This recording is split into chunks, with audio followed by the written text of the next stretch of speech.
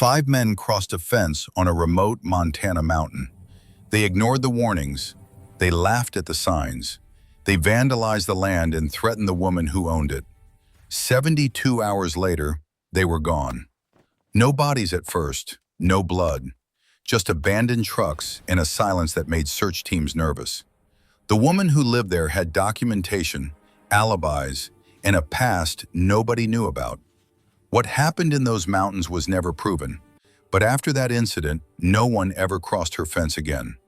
From which city in the world are you watching this story unfold today?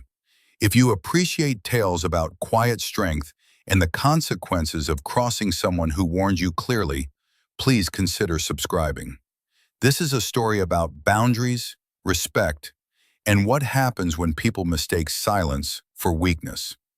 The drone footage swept over the Bitterroot Range at dawn, capturing ridge after ridge of granite peaks that looked like broken teeth against a pale winter sky. The wind was the only sound for miles.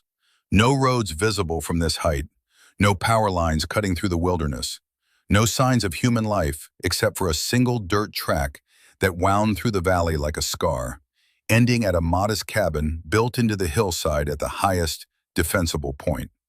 The land stretched for 640 acres in every direction, raw and unforgiving country, the kind of place where nature made the rules and people were just passing through, the kind of place someone chose when they wanted to be forgotten. Thayer Ashford Grace had purchased this property 18 months ago. The realtor had been honest about the problems. Poachers had been using the land for years, treating it like their personal hunting ground. The previous owner, a retired Cold War intelligence officer named Colonel Harlan Drexel, had given up trying to enforce boundaries. Too isolated, he said, too much terrain, too few consequences. Thayer had listened to all of this without expression. She asked 3 questions. Are the property lines clearly marked? Is the title free of liens? Can I close in cash within 30 days? The realtor answered yes to all 3. Thayer signed the papers without negotiation. She paid $400,000 in cash, transferred from an account in Virginia Beach. She asked no questions about the previous owner beyond his contact information. She gave no explanation for why a woman in her mid-40s would want to live alone on a mountain 12 miles from the nearest neighbor.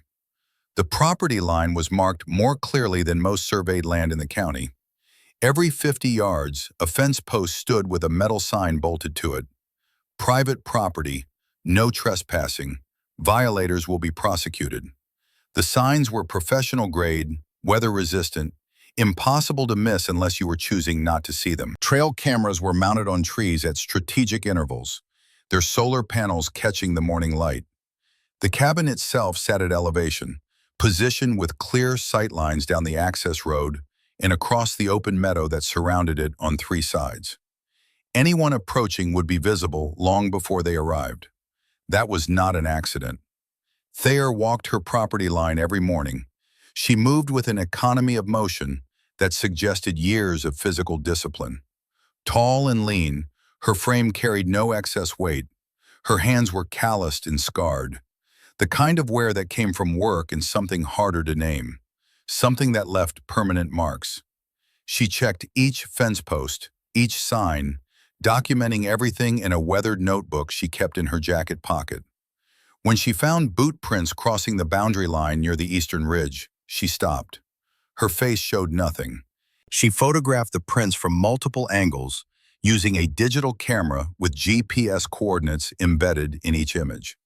She measured the stride length with a tape measure. She noted the tread pattern, sketching it carefully in her notebook. Then she moved on. The locals called her that woman who bought the Drexel place. She drove into town once a month for supplies. She spoke to no one unless necessary. At the general store, she paid in cash, loaded her truck efficiently, and left without small talk. The cashier had tried asking where she was from. Thayer had replied with a polite smile and no information. After a few months, people stopped asking. She became another piece of the landscape. Noticed but not understood. Present but not participating. Her routine was precise. Morning coffee was made the same way every day. Water measured exactly, grounds weighed on a small digital scale that sat on the counter beside the French press. She did 30 pull-ups on a bar mounted in the doorframe. Her form was perfect, breathing controlled, shoulders engaged properly, no wasted movement. She ran the perimeter of her property, 5 miles of steep terrain, and returned barely winded. Firewood was chopped with textbook efficiency, each piece the same size, split with single strikes that spoke of practice and strength. The wood was stacked in geometrically perfect rows against the north wall of the cabin where it would stay dry. A hunting rifle hung above the fireplace. It was cleaned regularly, the action smooth, the barrel gleaming. Though she was never seen hunting, the maintenance was religious. Every Sunday morning the rifle came down, disassembled, cleaned, oiled, reassembled, like a ritual from another life. Topographical maps covered the table by lamplight in the evenings, elevations marked in pencil, sight lines calculated with a protractor and straight edge, notes in the margins in handwriting that was small and precise. Someone who had spent years recording information that mattered. The way she entered her own cabin revealed something most people would never notice. She cleared angles instinctively. Her hand moved to her hip where a sidearm would be carried, though she wore no weapon during the day. She slept on a cot positioned to see both the door and the window. Not the bed that came with the cabin. The bed sat unused, still made with the previous owner's blankets. A single photograph sat on the mantel above the fireplace. Face down, it had been there since she moved in, turned away from view as if looking at it cost something she could not afford to pay. The cabin was sparse but organized, everything in its place, nothing unnecessary. It was the home of someone who had lived out of a rucksack for years and never quite adjusted to permanence. 3 weeks after she photographed the first boot prints, her trail cameras caught something that changed everything. 3 trucks rolled past a clearly posted no trespassing sign without slowing. Through the dusty windows, men with rifles were visible, laughing about something. The timestamp showed late afternoon. The GPS coordinates placed them 8 miles deep on her property, far beyond any reasonable claim of accident or confusion. Thayer sat in her cabin watching the footage on a laptop, her expression unchanging. She rewound the video, watched it again, froze the frame on a license plate, and zoomed in until the numbers were clear. Montana registration. She ran the plate through a database she should not have had access to. The results came back in seconds. Breck Holloway, age 43, 3 arrests for domestic violence. Charges dropped twice. Convicted once, sentence suspended. Current address in Kalispell. She ran the other 2 visible plates. Similar stories. Men with records. Men who had learned that certain behaviors carried no consequences if you were careful about where you committed them. Thayer opened a drawer. Inside was a satellite phone she had never used. It sat in its original packaging, the battery charged, the account active. She stared at it for a long moment. Her hand hovered over it, fingers twitching slightly. Then she closed the drawer without picking it up. Instead, she opened another notebook. This one was different from the documentation log. This one was filled with entries dating back months. Names, vehicle descriptions, patterns, timing. She had been watching them long before they knew she existed. At the bottom of the latest page, she wrote a single line in careful script.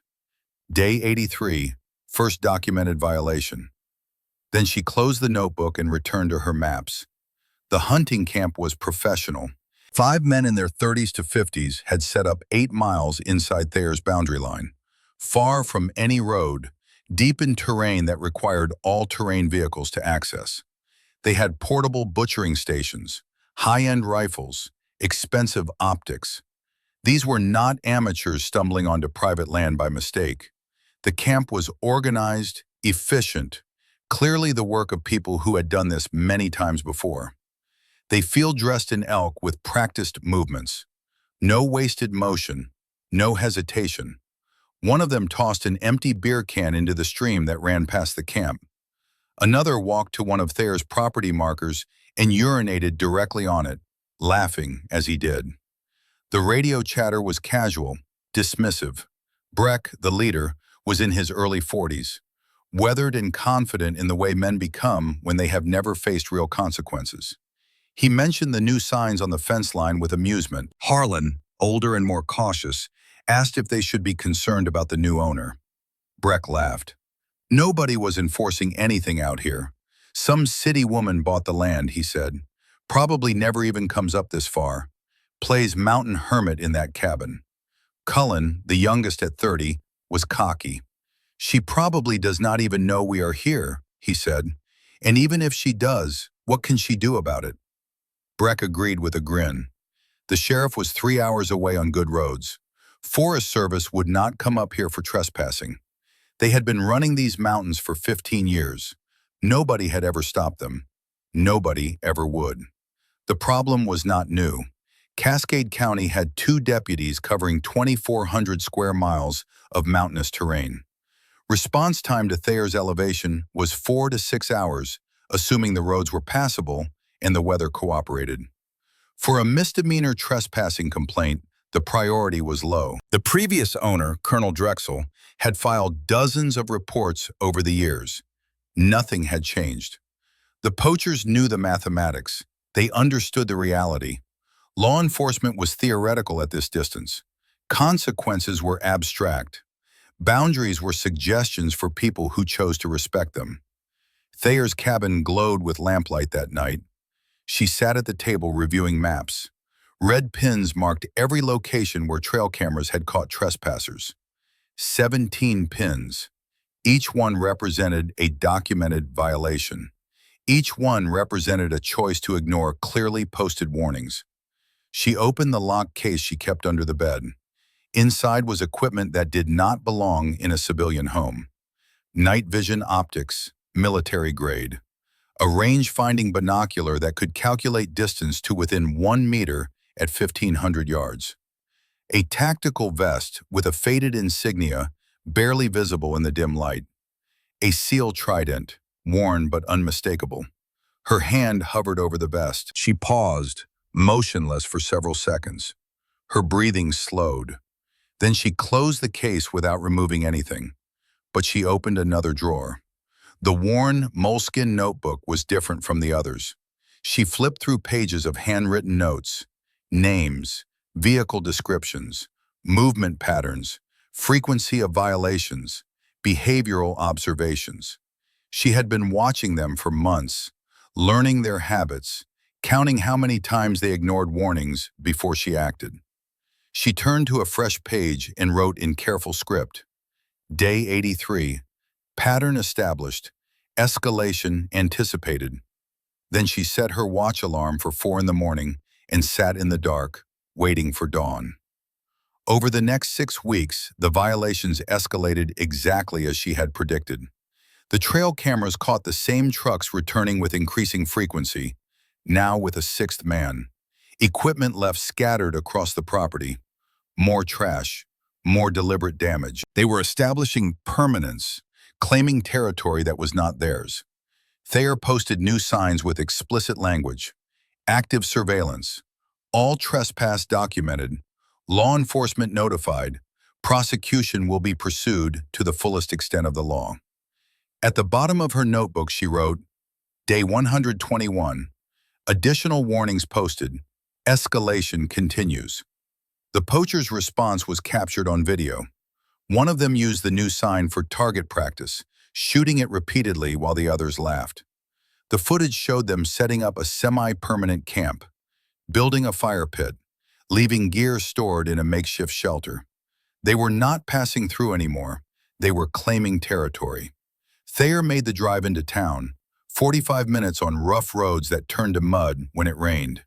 The sheriff's office was small, understaffed, overwhelmed by a county too large and too empty for adequate coverage. Deputy Freeman was in his late 20s, tired eyes suggesting too many shifts and not enough support. Thayer approached the counter and slid a folder across. Inside were printed photographs, license plate numbers, timestamps, GPS coordinates. Her voice was quiet and controlled when she spoke. 5 men have been on my property 43 times in 4 months. Names and addresses are in there. They are poaching. They are vandalizing. They have been warned repeatedly. Freeman glanced at the paperwork with the expression of someone who had seen this before and knew how it would end. He promised to add it to the report. Sheriff Tannick could probably send someone up next week when he was back from a training seminar in Billings. Thayer repeated the timeline carefully. Next week. Freeman looked uncomfortable. It was a big county, he said. Resources were stretched thin. He suggested carefully that maybe she should consider selling. That was rough country for someone alone. That property had always been trouble. He caught himself mid-sentence, realizing how it sounded. Thayer asked him to finish the thought. For what? Freeman backtracked. He just meant it was a lot of land to manage alone. Most people would find it overwhelming. The isolation, the distance from help. Thayer took her documentation back and turned to leave. Her voice was quiet when she spoke again. I will manage it. As she walked out, she passed a bulletin board covered in community notices. Among the flyers for yard sales and lost pets was a missing person poster. Gerald Pritchard, last seen hiking the Sentinel Range 6 months ago. The photograph showed a man in his 50s, smiling, healthy, wearing expensive hiking gear. Thayer stopped. She studied the poster for several seconds, her expression shifting in a way that was difficult to read, something between recognition and decision. She knew what happened to people who underestimated mountains, who thought preparation was optional, who ignored warnings because they had never faced real consequences. Then she left without another word. 4 nights later, the trail cameras caught something different. The poachers were inside her fenced perimeter, within 200 yards of her cabin. The timestamp showed it was nearly midnight. One man urinated on her porch. Another spray-painted profanity on her shed. The audio picked up their voices clearly. Let us see if the woman comes out.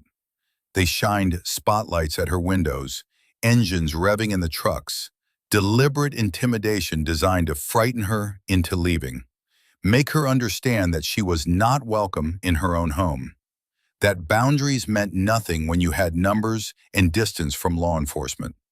The harassment continued for 20 minutes. Inside the dark cabin, Thayer sat motionless. The curtains were closed, but she watched the lights sweep across her walls through a narrow gap. She did not move, did not react, just watched with the patience of someone who had spent years in positions where movement meant death. After the trucks finally left, engines roaring in triumph, she stepped outside. The damage was documented methodically, photographs from multiple angles, measurements, notes written in the same careful handwriting that filled all her notebooks. Then she went back inside. This time when she opened the locked case, she removed items with deliberate precision. The tactical vest came out first. Its faded insignia caught the lamplight for just a moment. A SEAL trident, worn from years of use. Night vision monocular, range-finding binoculars, a handheld GPS unit, a small pack with supplies for 3 days in the field. She laid everything out on the table with the care of someone performing a familiar ritual. The topographic maps were spread across the table. A different notebook emerged, smaller, black, filled with technical calculations, elevation corrections, wind pattern analysis, sightline geometry, range estimations for specific terrain features. She began marking the maps with surgical precision, using a protractor to calculate angles from high points in the mountain, drawing lines of sight, noting distances, planning fields of fire not for shooting, but for observation, for control. On the back page of the black notebook was a phone number, handwritten, a Virginia area code, no name. She stared at it for a long moment. Her hand moved toward the satellite phone in the drawer, then stopped. The memory came unbidden. It always did when she sat in the dark, planning. Syria, 2017. The city of Raqqa during the final push to retake it from ISIS control. She was 37 years old then, still active duty, still believing that missions mattered, that the work made a difference. The safe house was 3 stories, concrete and rebar, windows blown out from previous fighting. 9 hostages held in the basement, aid workers, journalists, a French doctor who had stayed too long trying to help civilians. Intel said they would be executed at dawn. 48 hours to plan, 12 hours to position, 90 seconds to execute.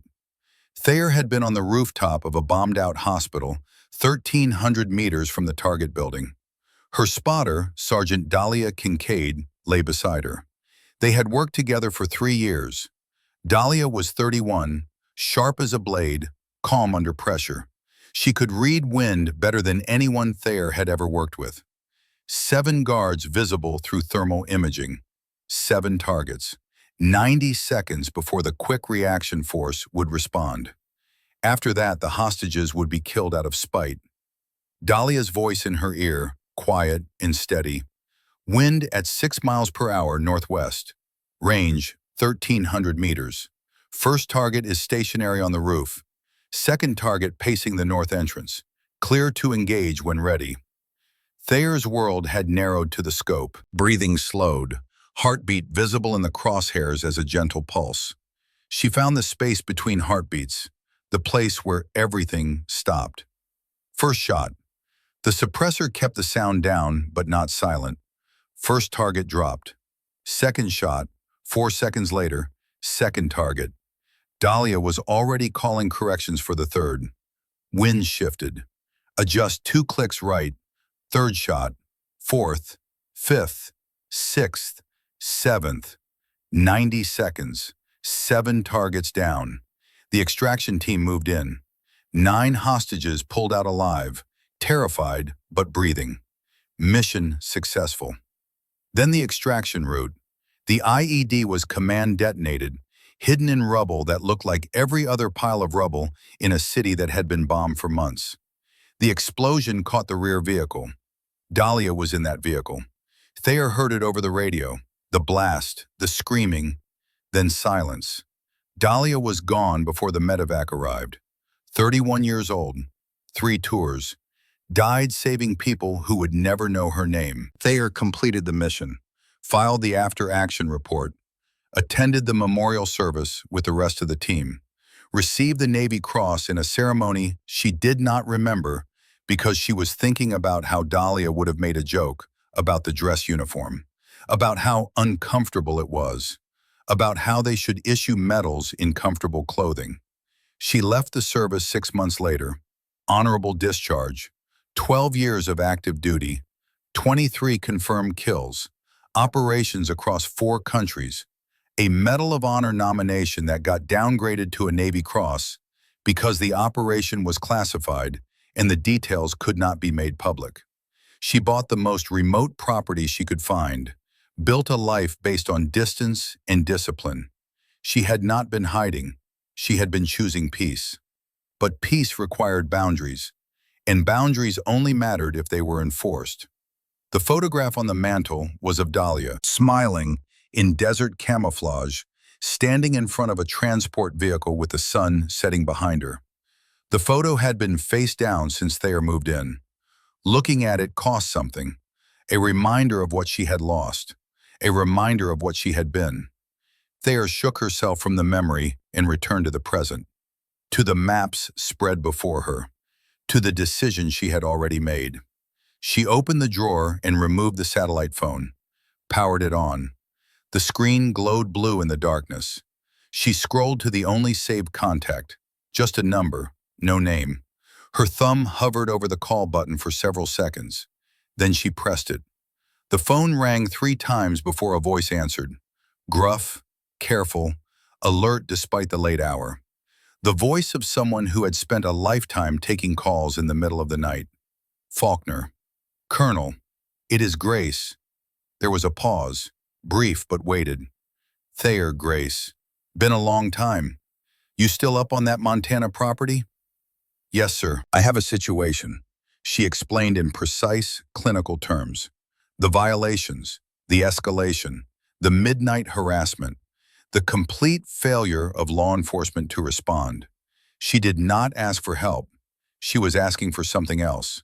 Confirmation, assessment, permission from someone who had done similar things in similar circumstances.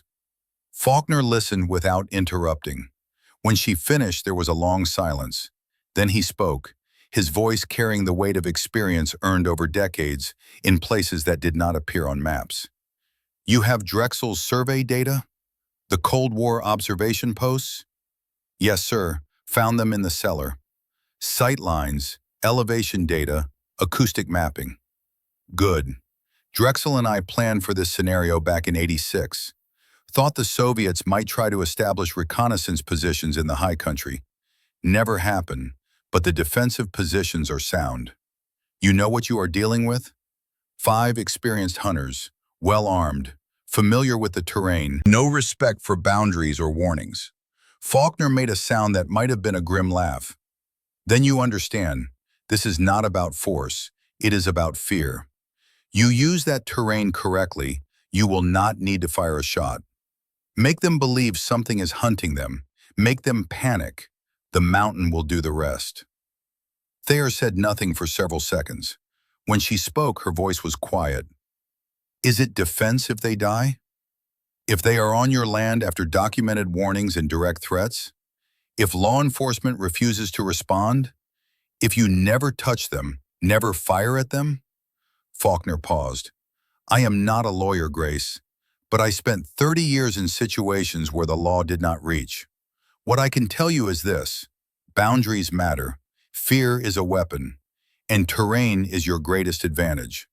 What those men choose to do with their fear is their responsibility, not yours. The call lasted 4 minutes. When Thayer hung up, she deleted the call log immediately, removed the battery, set the phone aside to be disposed of properly. At the bottom of a fresh page in her black notebook, she wrote in careful script, Day 147, all warnings exhausted, proceeding with territorial defense. She set her watch alarm for 4 in the morning. Then she sat in the dark cabin and waited for dawn. When the sun rose, Thayer left the cabin with the rifle slung across her back and the small pack secured. She did not walk toward the road or down the mountain. She walked up, into the densest terrain, following paths that did not exist on any map. Her movements were deliberate, purposeful. This was not hunting. This was positioning. The camera did not follow her into the wilderness. The screen faded to black as she disappeared into the trees, becoming part of the mountain itself. 72 hours later. The radio chatter that emerged 3 days after Thayer disappeared into the mountains was panicked and confused. Different voices, all frightened, crackling through emergency frequencies that search and rescue teams would later recover from abandoned equipment. Breck was not answering his radio. His GPS tracker showed his truck still at the old camp, engine cold, doors hanging open. But he was not there. The camp looked like someone had left in the middle of preparing dinner. Food half cooked over a fire that had burned down to coals. Rifles leaning against trees, safeties still engaged. Cullen had missed his check-in 6 hours ago. His phone went straight to voicemail. His wife called the sheriff's office at dawn, worried because he always called, always checked in, even from the backcountry where signal was unreliable. He would find high ground, get one bar, send a text. But this time, nothing. Harlan was not responding either. The last anyone heard from him was a garbled transmission about needing to leave, about something being wrong. Then silence. Someone suggested going up to look for them. Another voice, shakier, said no, something was wrong. They should call the sheriff. The hesitation in that voice suggested they knew on some instinctive level that going up the mountain was a mistake. That whatever had happened to their friends was still up there, waiting. Sheriff Tannick was 55 years old and had seen enough in Cascade County to know when something felt wrong. The radio call came in at 6 in the morning, pulling him from coffee that had gone cold while he reviewed budget reports. Multiple missing persons, all experienced hunters, all last known to be in the same general area of the Bitterroot Range. He drove up the mountain road with Deputy Freeman, passing Thayer Grace's property line marked with those clear, professional signs. The truck was quiet except for the sound of gravel under the tires and the occasional crackle of the radio checking their position with dispatch. Freeman broke the silence first, his voice careful. "How many are we looking for?" "3 confirmed not responding. 2 more have not been seen in 4 days. All hunters with permits for the adjacent national forest." Tannick kept his eyes on the road, hands steady on the wheel. "They might have crossed onto the Grace property. We know they have been doing it for months." Freeman hesitated before speaking again. "What do you think happened up there?" Tannick did not answer immediately. He was thinking about the folder Thayer had brought in 2 weeks ago.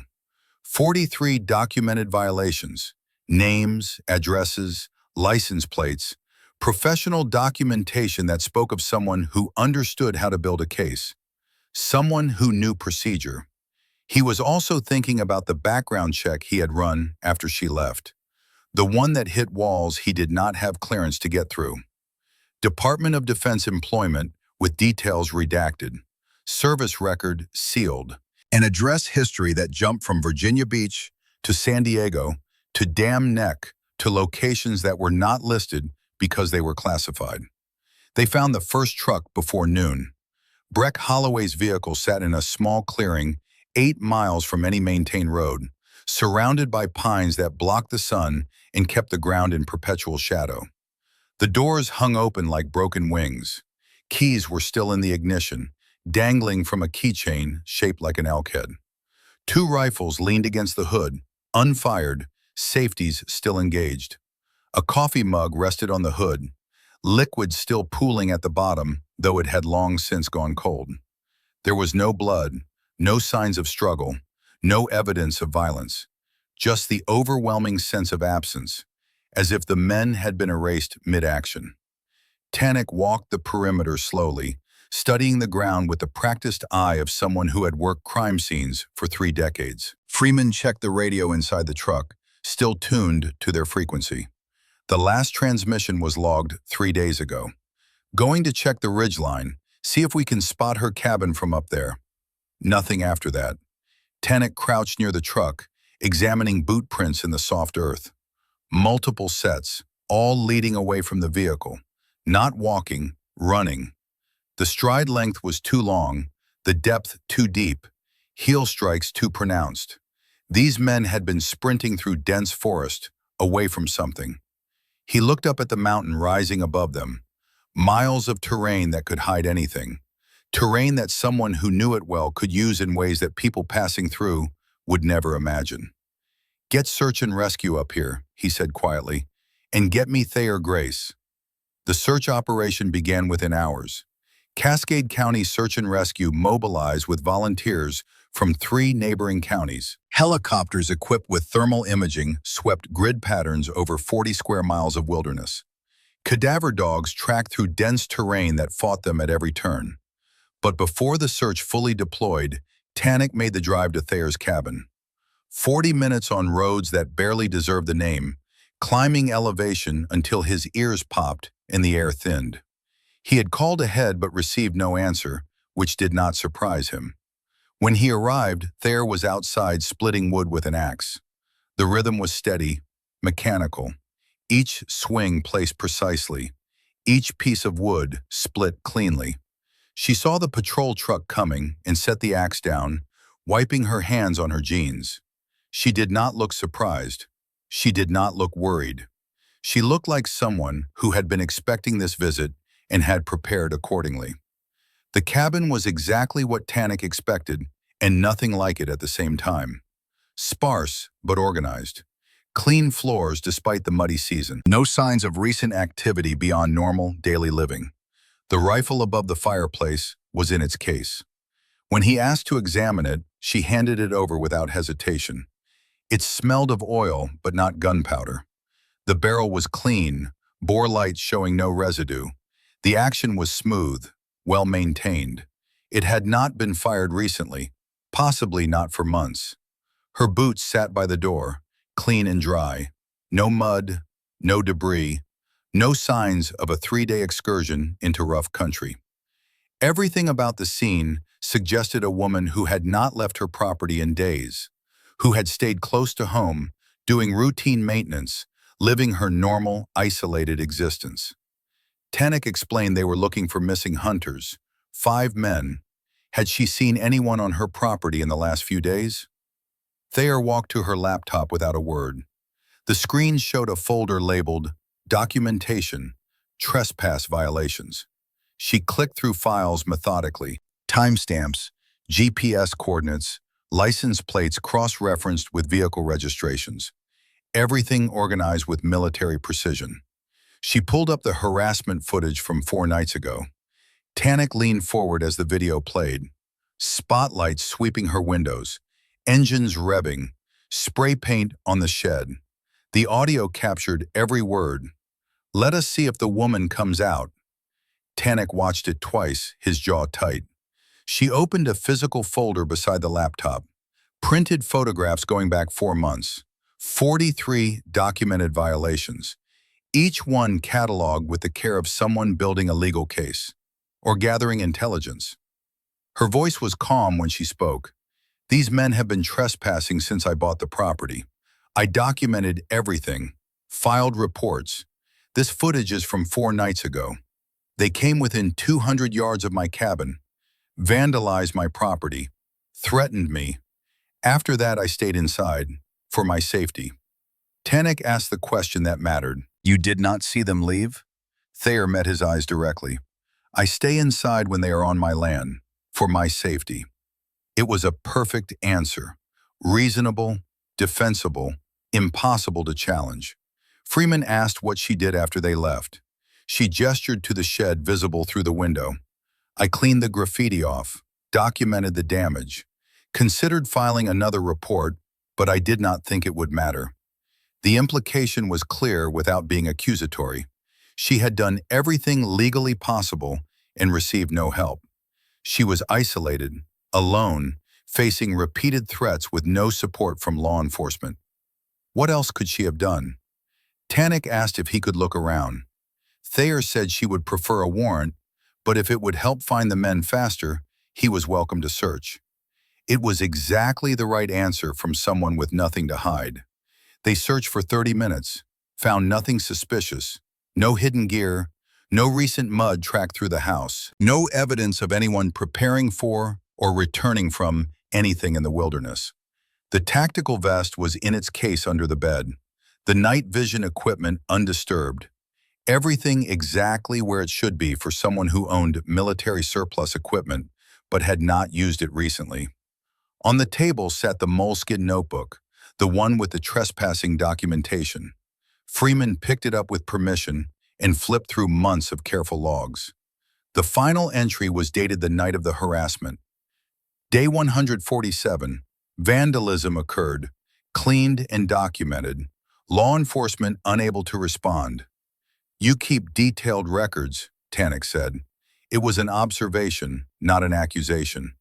Thayer replied without emotion. "When people ignore your boundaries, documentation matters. I learned that in the service." Tannick caught the reference immediately. "You served?" There was a pause, brief but noticeable. She met his eyes. "I did." "What branch?" "Navy." "What did you do in the Navy?" The pause was longer this time. She knew what he was really asking. She knew he was fishing for information he would not find in any public database. Her answer was simple and final. "My job." The silence that followed was heavy. Tannick knew there was more. He knew she was not telling him everything, but he also knew he had nothing to leverage, no evidence to pursue, no legal ground to push harder. He thanked her for her cooperation and told her to call if she saw or heard anything. She said she would. As they walked back to the truck, Freeman spoke quietly. "She did something. I know she did." Tannick opened the driver's door. "Prove it." Freeman started to argue, but Tannick cut him off. "Check what?" 640 acres of wilderness. She has documentation showing months of harassment. She allowed a search without a warrant. We have nothing. The search operation that followed was massive by county standards. Search and rescue teams combed 40 square miles over the next 6 days. Helicopters with thermal imaging swept grid patterns over terrain so rugged that ground teams could barely move through it. Cadaver dogs tracked scents that seemed to vanish into thin air, leaving handlers confused and frustrated. Volunteers from 3 counties joined the effort. Tannock coordinated from a command tent set up at the base of the mountain, maps covered in search grids that grew more complex each day. The families of the missing men called constantly, demanding updates, answers, hope that was becoming harder to provide with each passing hour. They found the second truck on day 2. Same story. Abandoned. Keys inside, no blood, rifles left behind, equipment scattered. The GPS unit showed the last waypoint logged was miles from where the truck sat, as if the driver had become disoriented, turned around, ended up in a location that made no sense. The third truck appeared on day 4, even deeper in the forest, miles from any logical route. It was parked at an angle that suggested panic, desperation, someone fleeing rather than traveling. Inside one truck, they found a journal. The final entry was barely legible, written in handwriting that deteriorated from neat script to something that looked like it was written during an earthquake. Something is out there. We need to leave now. The timestamp on a drop phone showed the last activity was 3 days ago. A failed call to emergency services. No signal, no connection, just the attempt, logged and abandoned. Search teams reported strange observations that made seasoned rescuers uncomfortable. The dogs would track a scent for miles and then stop, confused, circling the same spot as if the trail simply ended in midair, as if the person had been lifted away by something that left no trace. Operating trackers found boot prints that suggested the men had been running blindly through the forest at night, stumbling over roots, falling down slopes, getting back up and running again. There were signs of falls, broken branches, disturbed ground, blood on rocks where someone had hit their head, but no indication of what they were running from. One team leader radioed back with frustration evident in his voice. "It is like they just vanished. We have equipment. We have tracks showing they were here, but then nothing. Like they ran off the edge of the world." On the 6th day, the search was scaled back. The county could not justify the resources anymore. The state police were asking questions about cost and probability of finding anyone alive. The families were demanding answers no one could provide. Tannock stood in the command tent on day 6, staring at the map. 40 square miles searched, hundreds of man-hours invested, 3 vehicles found, equipment recovered, but no bodies, no blood, no trail that led to anything conclusive. He made the decision to suspend active searching. If anyone stumbled across something, they would respond. But the grid search was over. 3 weeks after the search was suspended, a Forest Service ranger named Yael Ostrander was surveying fire damage in the adjacent national forest. She was 5 miles from Thayer's property line, marking dead trees for removal, when her dog started barking at a ravine. The animal was trained for search work, disciplined, not given to false alerts. Yael climbed down carefully, using roots and rocks for handholds. The ravine was steep, choked with deadfall and thick underbrush. She found a boot first, still laced, separated from its owner. Then a backpack, contents scattered by animals. Then something that made her reach for her radio with shaking hands. The crime scene was processed by state police. 4 bodies scattered across 3 miles of terrain, all in the same general drainage. The medical examiner arrived by helicopter. Initial assessment took 6 hours. Detective Sears was 50 years old, a state investigator who had seen everything and was surprised by nothing until now. He walked Tannock through the preliminary findings. 4 bodies, been here at least 2 weeks, maybe 3. Primary cause of death appears to be exposure, hypothermia, but there are complications. What kind of complications? Tannock asked, though he suspected he already knew. Sears pulled out a tablet showing the body locations marked on a topographic map. They died close together in time, within hours of each other based on decomposition rates, but in different locations spanning 3 miles. That is unusual for exposure deaths. Usually people die where they stop moving. These men were still moving when they died. Tannick studied the map. All 4 locations showed the men had been moving away from Thayer's property line. Fast, running, fleeing. The terrain they had covered in their final hours was brutal. Steep slopes, dense forest, terrain that would be dangerous even in daylight. At night, it would be nearly impossible. Sears pointed to the injury reports: fractured ankles, broken fingers from falls, deep lacerations from running through dense brush at speed. These men were not hiking, they were fleeing, running like something was chasing them. "What about cause of death?" Tannick asked, though he knew the answer would not satisfy anyone. Sears shook his head. "That is the strange part. No gunshot wounds, no blunt force trauma, no stab wounds, no obvious signs of foul play. Toxicology will take weeks, but preliminary examination shows elevated cortisol and adrenaline. These men were terrified when they died. They ran themselves to exhaustion in the dark, fell repeatedly, kept getting up and running until their bodies gave out." Tannick looked at the terrain: steep, unforgiving, dangerous at night. But these were experienced outdoorsmen, men who knew how to survive in the wilderness. Sears agreed. "That is what makes this unusual. These were not panicked tourists.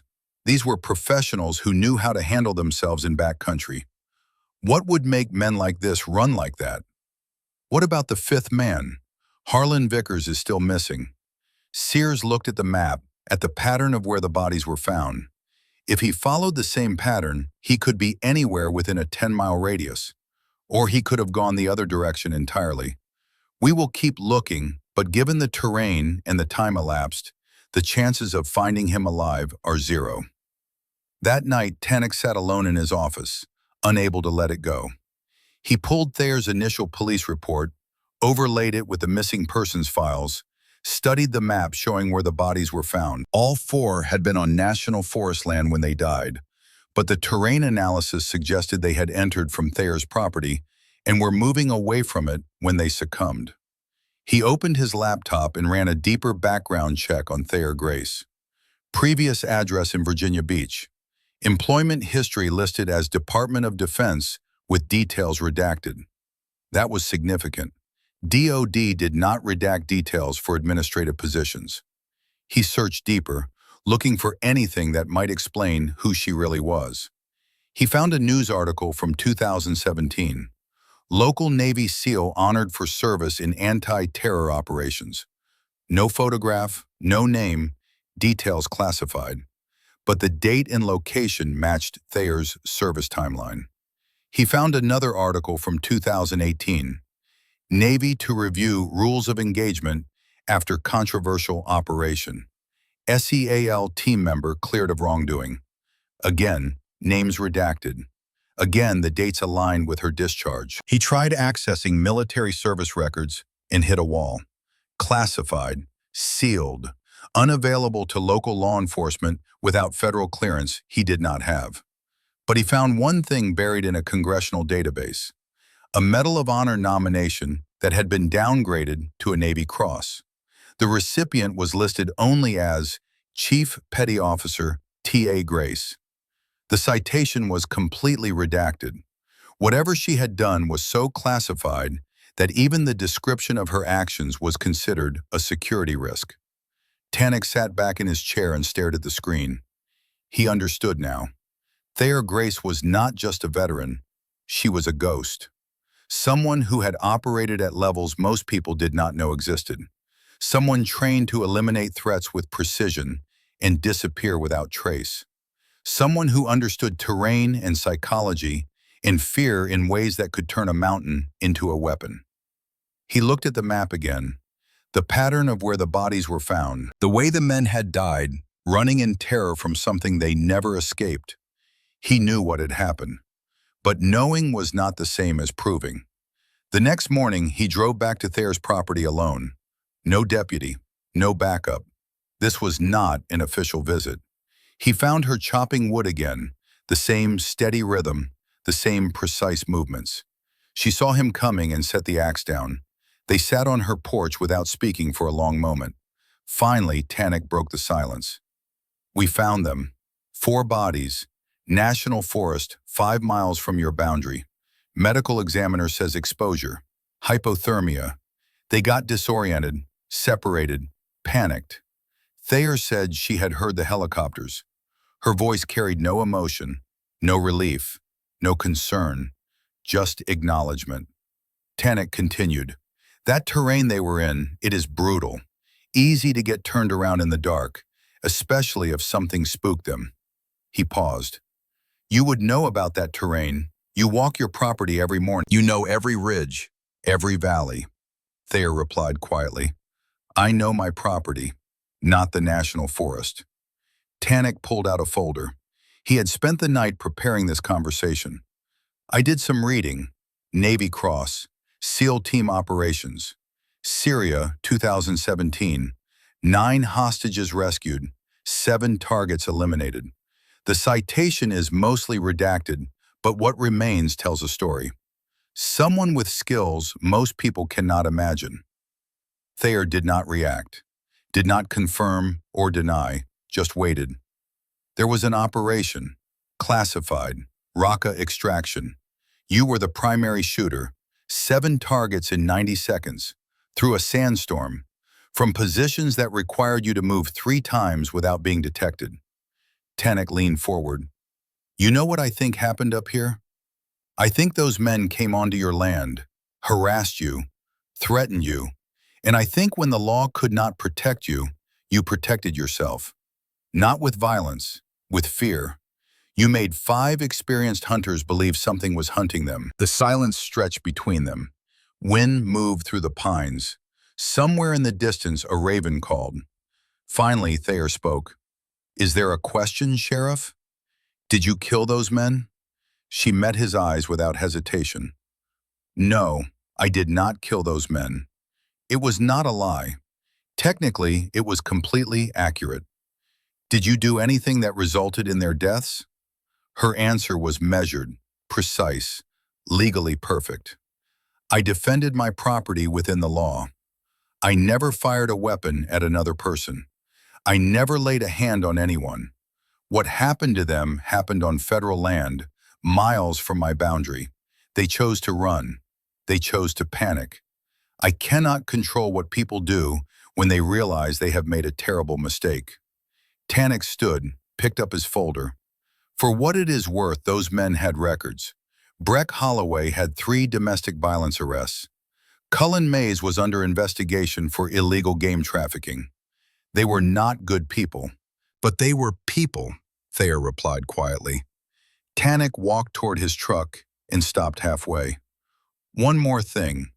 That Medal of Honor that got downgraded. I read between the lines. 7 targets in 90 seconds. You saved 9 people that day, and the country could not even thank you publicly. So I will. Thank you for your service, Chief Petty Officer Grace." She nodded once. Tannick got in his truck. Before closing the door, he added one final thing. "If there are any records, any logs, any evidence of communication, now would be a good time to make sure there are not." Their eyes met. She understood. Already taken care of. He drove away. After his truck disappeared down the mountain, Thayer walked into her cabin. She opened the drawer with the satellite phone. 1 outgoing call in the log. 4 days ago. Duration, 4 minutes. A saved contact, just a number, no name. She stared at it for a long moment. Then she deleted the call log, removed the SIM card, removed the battery. She walked outside with the pieces, used a rock to smash the SIM into fragments too small to recover data from, buried them separately in her garden, spacing them 20 feet apart beneath where tomatoes would grow in spring. 6 weeks later, Harlan Vickers' body was found 18 miles away, across the state line in Montana. The report came through official channels. Bear attack, partially consumed. The injuries were consistent with running through dense forest at night. Multiple fractures, deep lacerations from falls, signs of severe hypothermia before the bear found him. The medical examiner noted defensive wounds were minimal. The victim may have already been unconscious when the animal encountered him, dead or dying when nature finished what terror had started. The official conclusion was added to the case file. 5 experienced hunters entered unfamiliar terrain at night, became separated, panicked, succumbed to elements. Tragic accident. Case closed. But in the bars and hunting lodges, in the places where men gathered to tell stories, a different narrative emerged. One that would be told for years. About 5 men who crossed a fence, who ignored warnings, who threatened a woman they thought was helpless, and about what happened when that woman used skills the government had spent millions teaching her to turn 72 hours into a nightmare that ended in death without a single shot fired. The newspaper headline ran in the County Gazette 6 weeks after the last body was found.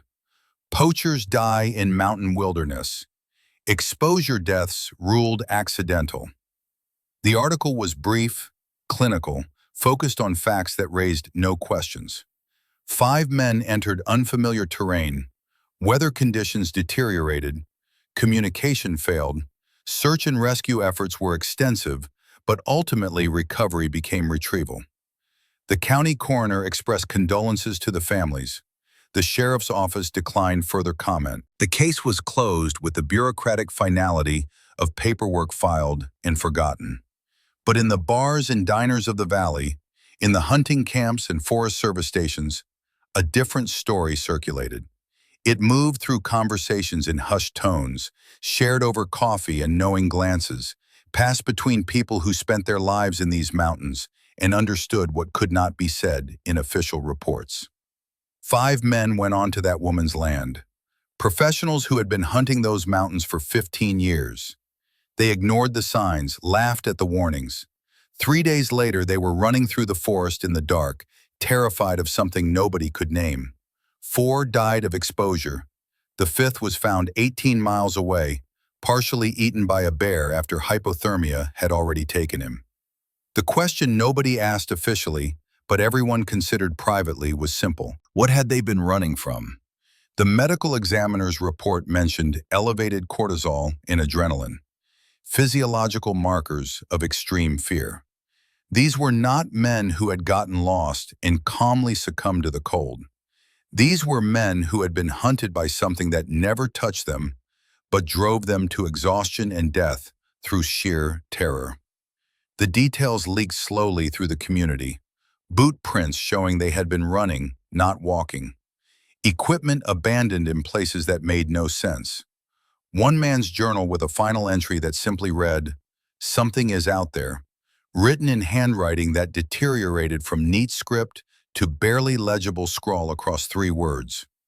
The Forest Service quietly updated their maps, marking Thayer's property with notations that suggested caution. The hunting forums online filled with speculation and warnings. Whatever you do, do not cross that fence line. The woman up there is not what she seems. Detective Sears from the state police spent 3 additional weeks trying to find something actionable. He interviewed everyone who had known the deceased men. He reviewed every piece of evidence collected from the scene. He studied Thayer's background as much as classified restrictions would allow. He found nothing that would hold up in court. No weapon discharged, no physical contact, no threats made.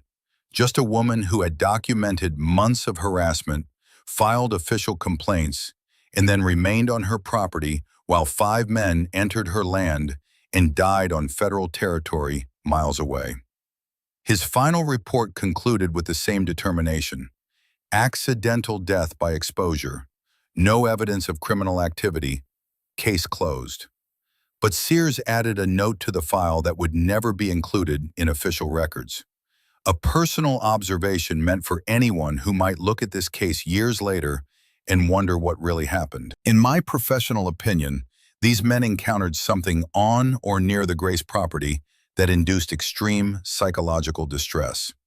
Whether that something was natural predator, environmental hazard, or human intervention cannot be determined from available evidence. What is certain is that experienced outdoorsmen with decades of combined wilderness experience exhibited panic behavior inconsistent with their training and background.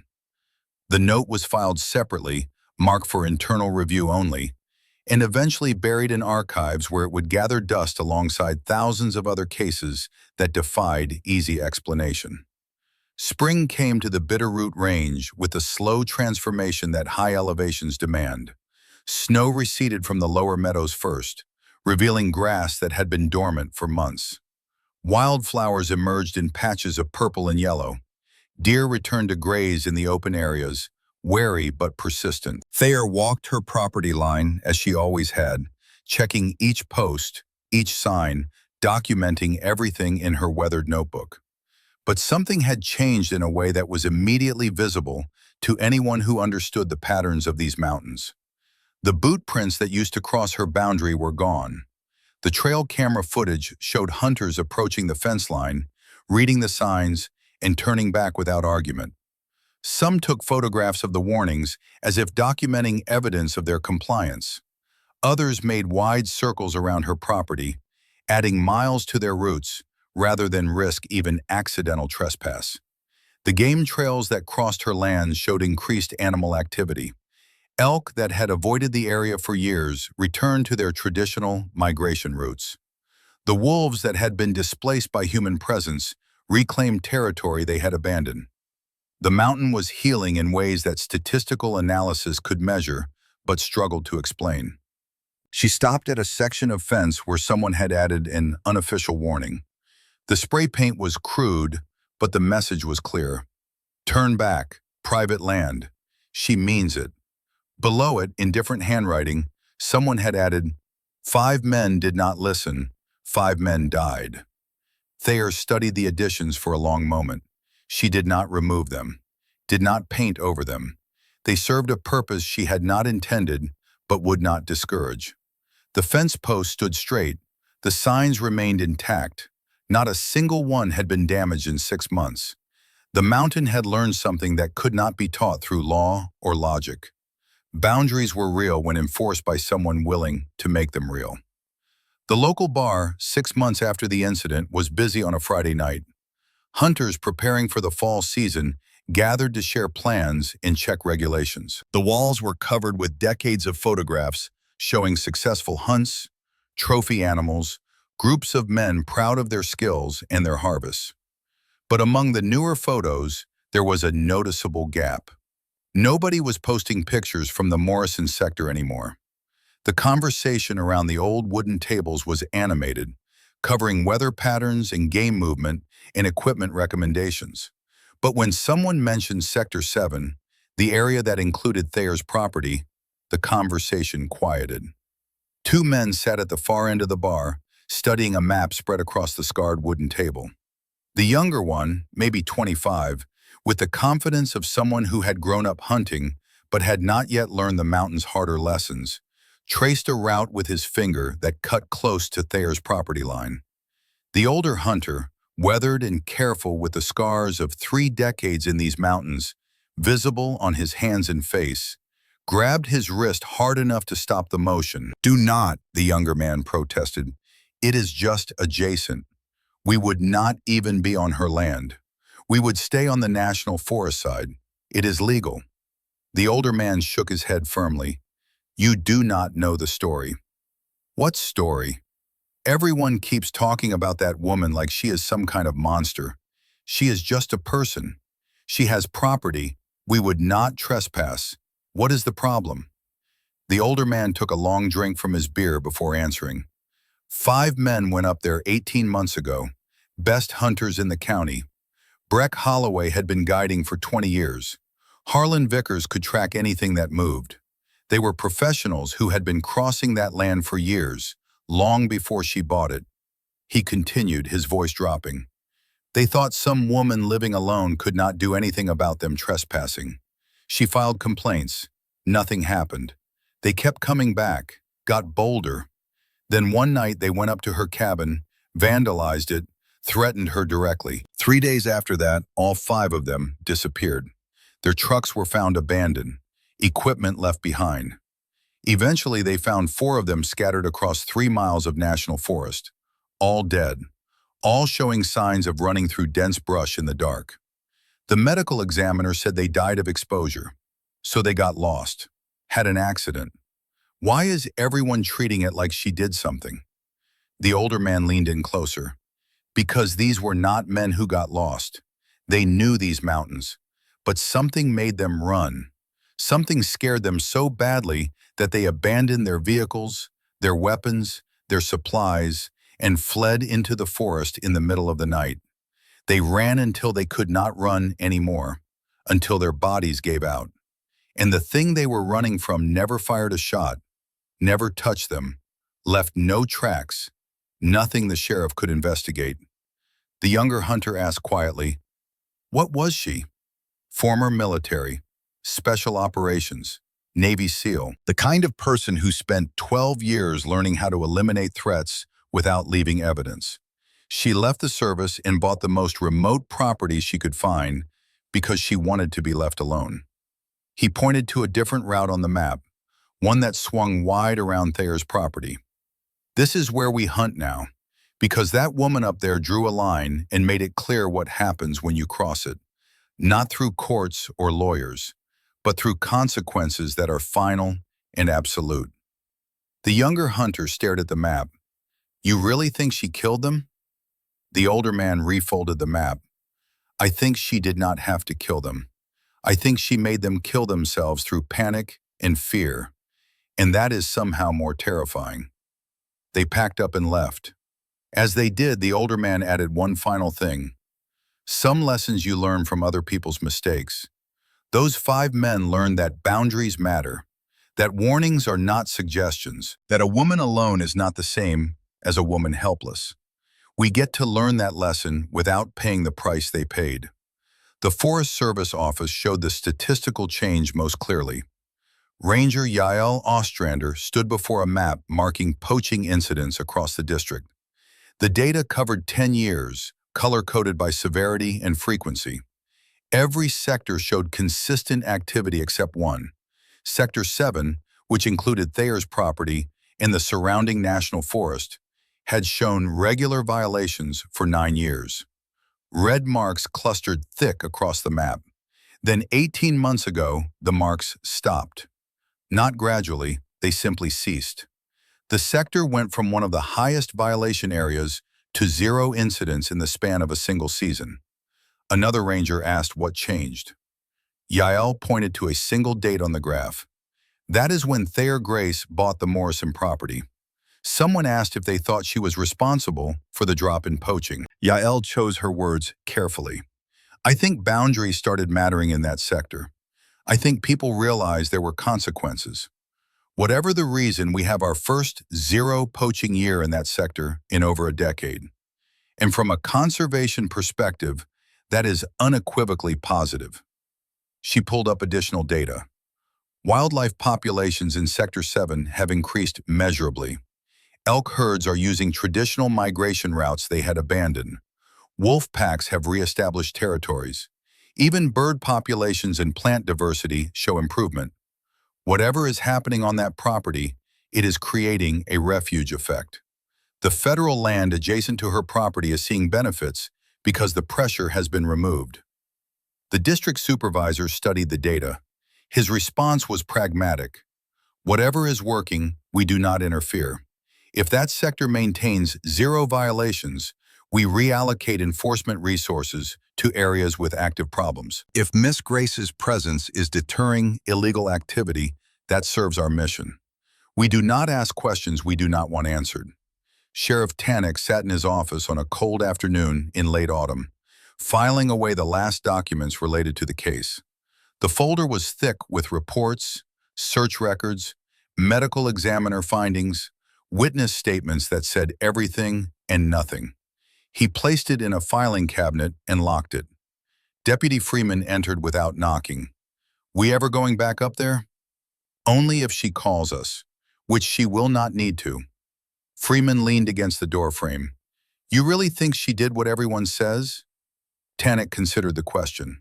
I think 5 men ignored clearly posted warnings on isolated private property. I think they harassed and threatened a woman who had every legal right to defend herself. I think they entered terrain they thought they understood and encountered something they were completely unprepared for. He walked to the window. I believe that woman earned a Navy Cross for actions so classified the citation itself is redacted. I believe she was part of operations that required precision and ruthlessness in equal measure. I believe she left that life and bought the most remote property she could find because she wanted peace.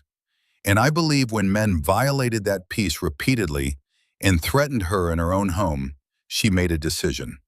She chose to defend her boundaries using the skills she possessed. Whether that defense was active or passive, the result was the same. 5 men entered her property after months of warnings. 3 days later, they were dead. Not from bullets, but from fear that drove them to run until their bodies failed. Freeman absorbed this quietly. So we just let it go. What would you have me do? Arrest her for what? The medical examiner found no evidence of foul play. They died of exposure on federal land. Every piece of evidence supports accidental death. The only thing that suggests otherwise is circumstantial timing. None of that would survive trial. He pulled out another folder. Look at who those men were. Breck Holloway had 3 domestic violence arrests, beat his wife badly enough to put her in the hospital twice. Cullen Mays was under investigation for running an illegal game meat operation. Harlan Vickers did 2 years for aggravated assault. These were not innocent victims. Freeman looked at the folder. So they deserved what they got. I am not making that judgment. I am saying that when predators encounter something higher on the food chain, the outcome is predictable. Those men spent years violating boundaries because there were never consequences. They learned that the law could not reach them. Then they encountered someone who did not need the law, someone who could enforce boundaries directly. And they learned too late that some people are not helpless just because they are alone. What if she does it again? Then they will have ignored signs, warnings, and the well-known story of what happened to the last people who made that choice. At that point, it is not a failure of law enforcement, it is natural selection. Winter settled in early. The first significant snow fell in mid-October, blanketing the peaks and making the access roads treacherous. By November, Thayer's cabin was accessible only by snowmobile or on foot. The isolation she had sought became absolute. No casual visitors, no unexpected guests, just the mountain, the snow, and the silence. She stood on her porch one afternoon as the latest storm moved in, coffee steaming in her hands. The weather forecast called for 18 inches. This storm would close the road completely for at least a week. She had supplies for 3 months. The generator was serviced. The firewood was stacked. She was prepared for isolation in a way most people could not imagine. A vehicle approached, struggling through snow. She recognized it before it reached the clearing. Sheriff Tannock, alone, driving a heavy truck with chains on all 4 tires. The only person who had visited her property since the incident. The only person who knew what she had done, or suspected strongly enough that it amounted to knowing, and had chosen to look the other way. She waited as he parked and made his way up the steps, carrying a small box. He did not speak immediately, just handed her the box. Inside was her Navy Cross, properly mounted and framed, with the official citation visible beneath the metal. For extraordinary heroism in combat operations, for actions under fire that resulted in the successful extraction of 9 civilian hostages, for demonstrated valor in the face of overwhelming enemy forces. She had earned this through blood and skill, and a willingness to do what others could not. How did you manage this? Thayer asked quietly. I know some people, made some calls. Your record was sealed for operational security, but enough time has passed. The Navy keeps track of its decorated personnel. They were willing to release this for display with appropriate redactions. I figured you should have it, not hidden away, but here where you can see it. Thayer looked at the medal without removing it from the case. It represented a day in the desert when she had taken 7 shots and saved 9 lives and lost the woman who had been her spotter and closest friend. It represented years of service that had cost her more than anyone who had not lived it could understand. "I did not want recognition," she said. "I know, but you earned it. And more importantly, you earned the right to choose what to do with it. Display it, hide it, burn it. That is your choice, but you should have it." He reached into his jacket and pulled out another envelope. This one was different, personal. The paper was thin, expensive, no official letterhead, just a handwritten address in Virginia. Thayer opened it carefully. Inside was a single card. The handwriting was precise, masculine, efficient. She recognized it immediately, though she had not seen it in years. Boundaries held. Mission successful. Drexel would be proud. F. That was all. No signature beyond the initial. But she knew. The number she had called from the satellite phone. The 4-minute conversation in the dark before she went into the mountains. Not for backup, not for help, for confirmation. For the tactical assessment she needed from someone who understood what she was about to do. Colonel Faulkner, Drexel's old partner from Cold War operations. The man who had helped Drexel map those sight lines decades ago. The man who had told her, during that 4-minute call, that the terrain would do the work if she positioned correctly. That fear was more effective than force. That she would not need to fire a shot. She had called him not because she did not know what to do, but because she needed to hear from someone who had done similar things in similar circumstances, that what she was about to do was not murder. It was defense, and there was a difference. Thayer folded the card and placed it in the fire. Watched the paper curl and blacken. The edges caught flame and the words disappeared into ash. No evidence, no connection. Tannick watched the card burn without comment. Then he handed her a third envelope. This one was from the County Fish and Wildlife Commission. The letter was formal, typed on official letterhead, signed by 3 commissioners. It thanked her for her cooperation in reducing poaching activity in Sector 7. 18 months without a single incident. First time in over a decade. The wildlife population recovery was measurable and significant. They wanted to formally acknowledge her contribution to conservation efforts in the region. She read the letter twice. "They are thanking me for buying land." Tannick leaned against the porch rail. "They are thanking you for making it clear that boundaries matter, that some lines are not suggestions, that there are consequences for people who think isolation means vulnerability. They cannot say that directly, cannot acknowledge what everyone knows happened, but they understand that your presence has changed the dynamic in this region. Poaching has stopped. Wildlife is recovering. The forest is healthier. However that outcome was achieved, they recognize its value." Thayer set the letter down. The consequences were theirs to choose. "I posted signs, filed reports, documented months of harassment. They decided warnings did not apply to them. That a woman alone could not enforce boundaries. They were wrong. And now your fence line is treated like it is electrified. Nobody approaches it without explicit permission. Nobody questions it. Nobody crosses it. I have not received a single trespassing complaint from this area in 18 months. That is unprecedented." He turned to leave, then stopped. "Those men who died. Official record says accident, exposure, poor decisions in bad conditions. That is how it will stay in every file, every report, every official document. But I wanted you to know that nobody else is going to make their mistakes. Word is out. Your land is sacred ground now. Not because of what anyone knows for certain, but because of what everyone suspects. And sometimes suspicion is more effective than proof." What do people suspect? They suspect that you are exactly what your service record suggests. A person trained to eliminate threats with precision and without trace.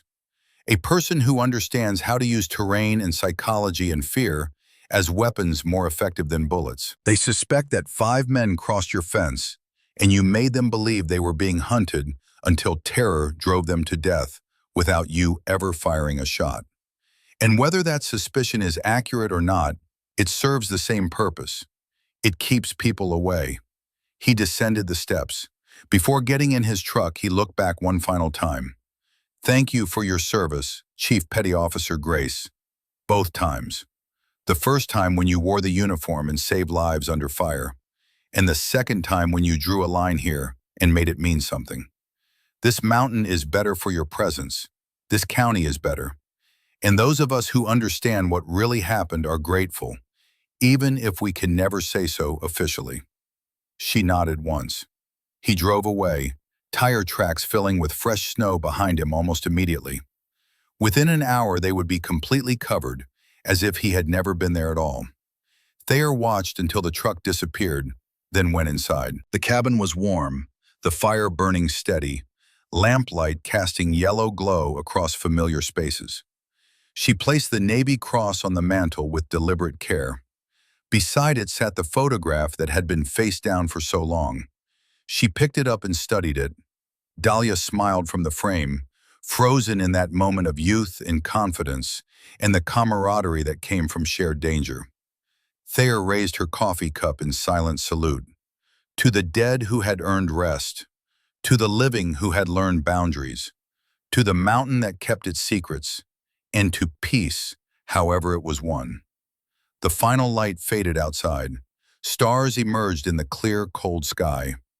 Thayer sat by the fire with Dahlia's photograph visible on the mantel beside her Navy cross. 2 reminders of who she had been. 2 acknowledgments that the past deserved recognition, even when it carried weight. Outside, the snow continued to fall. The mountains settled into winter silence. And the boundaries that had been tested and proven held firm, marked by signs that everyone now understood meant exactly what they said. Some lessons are written in textbooks. Others are written in mountains. Thayer had learned both. Now these boundaries taught everyone else. Respect them, honor them, cross them at your own risk. Because choices, especially those made in defiance of clear warnings, carry consequences that cannot be avoided or appealed. The fence stood straight in the darkness. The signs remained clear even under snow. And the woman who had drawn these lines walked her property each morning, documenting and maintaining and defending the peace she had earned through service and sacrifice, and the unwavering enforcement of boundaries that others had tried and failed to erase. The Morrison sector remained quiet, 0 violations. The wildlife thrived, and Thayer Grace lived alone on her mountain, finally granted the peace she had sought when she left the service and bought 640 acres of wilderness where she could be forgotten. She had not been forgotten. She had become legend, a story told in bars and hunting camps, a warning passed between guides and their clients, a lesson learned by everyone except the 5 men who had needed it most. And on cold winter nights, when the wind moved through the pines and the snow fell silent, the mountain remembered what had happened there. The boundaries that had been tested, the warnings that had been ignored, and the woman who had proven that peace has a price. She had been willing to pay it, and now everyone else was too.